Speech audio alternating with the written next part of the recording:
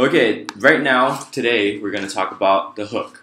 What is the hook? The hook is a thing that makes you want to keep reading. It's the thing that makes you interested. It's the thing that makes you engaged. Like, okay, this is different. Because AOs read thousands and thousands of personal statements, and it can get repetitive. It can also get tiring. So if you hook, I wouldn't say that's half the battle. Most of the battle is content, but that's a big part of the battle.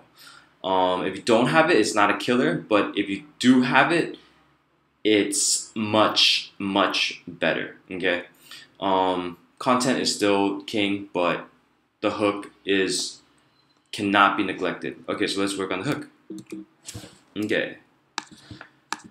So, the hook sets up the introduction, and the introduction is the most important because it sets the tone, gets attention, thesis statement. What are you talking about? Now, this doesn't always happen. It might not be so obvious what's going to happen in the essay, in the introduction. That's a kind of like a rhetorical thing that you would want to do. But one keyword of the day is specific and clear and depth. Those are three words.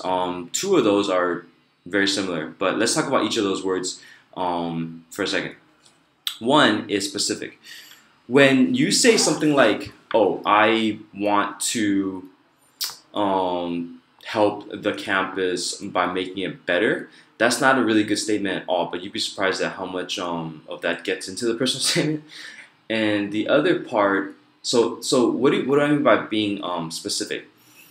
So I'm aware that UCLA has an annual blood drive to get the red out, and the official charity is Unicamp, and both of these are about giving, and that's not as good as it could have been. Find a third one. Okay, what is UCLA also about?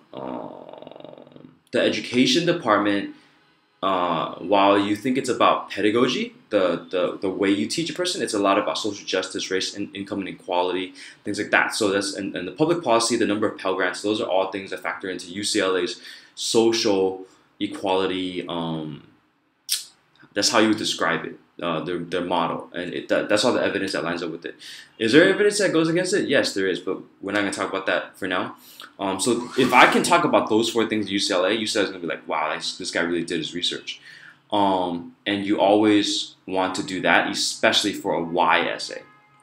Okay, so the thesis statement, you want to be clear. Okay, that's the second word, clear. You want to be clear because there are different ways to be unclear. One way is to just write bad, write poorly. And that's like, I don't understand what you're saying. That comes a lot from either not writing a lot or just not being very fluent in the English language.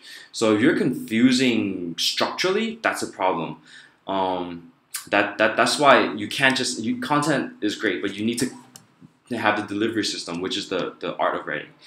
The second way you can become really confused or become really unclear is to have several themes. So in one essay, my student wanted to make it better. And the essay was complete, but then he wanted to make it more attractive, wanted to throw more rhetorical devices into it. So he started talking about something that wasn't really related. And so I was like, what is this essay really about? You get a feeling, but you don't know why all the time. An essay is good or bad. And the trick of being a good proofreader is to find out why. Because you can't, if you say, a lot of people can say, oh, this essay is bad, but not a lot of people can say why, or point out the specific word, sentence, moment, idea. It's all related. And if you can tease all that stuff apart and explain step by step what's wrong, then that's the first step to fixing it and making it better. Okay? And you never get a second chance to make a first impression. So I've read some essays that were really offensive, that were you couldn't tell a student this, but it was racist, or it was just, I don't want to say stupid, but it was hey, I'm gonna write an essay about how I skipped class for 40 times.